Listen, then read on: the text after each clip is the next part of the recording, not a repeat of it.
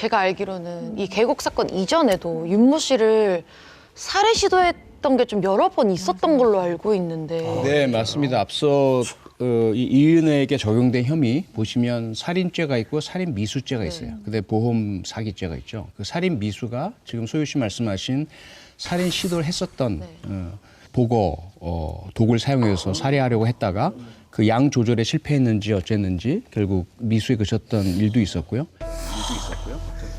못했다니까. 그런데 이 사건의 가장 이제 살인의 의심을 사게 됐던 부분이 뭐냐면 보험입니다. 이번에 이제 그 살인을 저지를 때도 7번째로 계약이 실효되기 4시간 전이었어요. 이 4시간만 지나면 보험금을 납입하지 않았기 때문에 이 보험 효과가 없어지는 그런 때였거든요. 그래서 이제 보시면은 이은혜가 놀러 가자고 하고 빨리 다이빙을 하도록 재촉을 막 합니다. 그 시간 전에 뛰어내리게 하려고. 아, 진짜. 이걸 치밀하다. 뭐 우연의 일치라고 보기에는 너무 아니에요. 일단 다 사망보험금을 보이고. 사망보험을 막 많이 들고 어떻게든 내고 이거는 일단 의심해봐야죠. 무조건 그렇죠. 의심되는 부분이잖아요. 그래서 상당 부분 계획된 범죄로 판단을 했던 것이 법정의 판단입니다.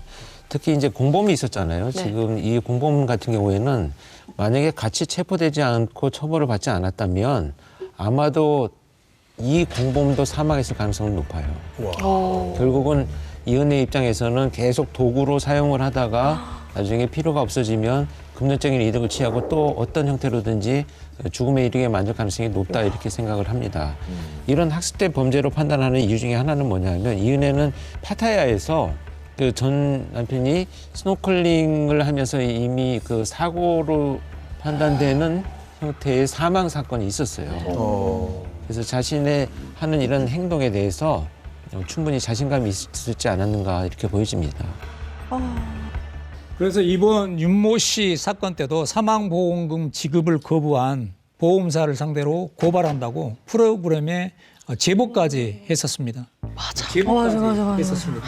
그래서 이제 프로그램에서 확인을 해보려고 하는데 그것 때문에 사실은 사고사로 종결됐다가 여기에다가 이제 그 피해자 차에서 물어보니까 가족이 이거는 살인 같다. 철저히 수사해달라. 이러면 다시 이제 다른 경찰서에다가 진정서를 내요. 그래서 이제 수사가 시작돼서 진실이 밝혀지게 된 것이거든요. 만약에 이렇게 보험금 타내려고 무리한 행동을 하지 않았다면 의심은 가지만 그냥 법적으로는 사고사로 끝났을 수도 있습니다. 그러니까 정말 잘 치밀하게 잘 유지해 오다가 정말 큰 돈이 앞에 있으니까 자기도 약간 이성의끈이 탁 살짝 놓아진 순간이었던 거죠. 자기가 스스로 신고를 한 꼴이 돼버린 거니까. 근데 이제 이은혜가 나를 해칠 수도 있겠다라는 생각도 하지 않았을까 싶거든요. 그럴 수도 있죠. 내 장례식장에 이 사람은 안 올 거야라는 마음을 가졌을 때는 이 사람은 그냥 바로 뭐 나에게 관심을 끌 거야. 뭐 이 정도의 마음이 있을 때도 분명히 있다는 얘긴데 내가 수영을 못하고 물도 무서워하는데 계곡을 따라갔어요. 그리고 늦은 시간에 다이빙 하라니까 다이빙도 하고 이 마음은 또 뭘까요? 우선 이렇게 보시면요. 이은혜랑 피해자 사이에 관계의 본질이 뭐냐. 저는 이게 인질관계다라고 보거든요. 이은혜가 인질로 잡고 있는 건 동거예요. 네가 내 말 잘 들어주면 동거해 줘. 같이 살아줄게. 네. 그리고 이게 그 피해자 입장에서는 그냥 그런 둘 간의 관계만의 문제가 아니라 가족이 이 결혼 자체에 대해서 의심하고 걱정하고 불안해하는 결혼이거든요.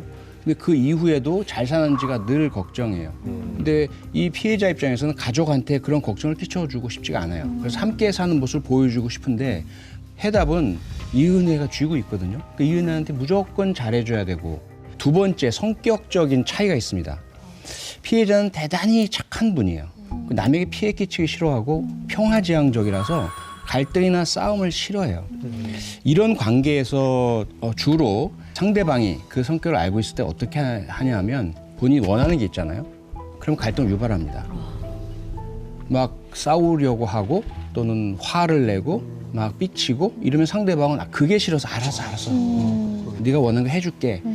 이게 자꾸 습관이 되고 반복이 되면 지배 상태가 되는 거예요. 이걸 이제 심리적 지배라고 하거든요. 그래서 지금 이 둘 간의 관계를 보면 대단히 고학력의 연구직에 종사하는 이 피해자 입장에서는 이은혜가 하는 행동과 말의 의도도 의심스럽고 그리고 자기는 죽어도 물에 들어가고 싶지 않은 수영도 못하고 이런 사람인데 그 높은 곳에서 다이빙까지 하고 도대체 왜 그랬을까라는 의문을 가지시게 되겠지만 그렇게 만드는 과정에서 바로 이러한 이은혜가 잡고 있는 인질이라는 함께 살아줄 거야? 어떻게 하면 내 말을 들어주면. 근데 내 말 안 들어준다? 그럼 나는 당신 가족이 뭐라고 하든지 간에 내가 거기에 대해서 문제 제기할 거야. 뭐 이런 어떤 분란을 일으킬 거야 라는 이것만 가지고도 충분한 지비가 되는 거죠.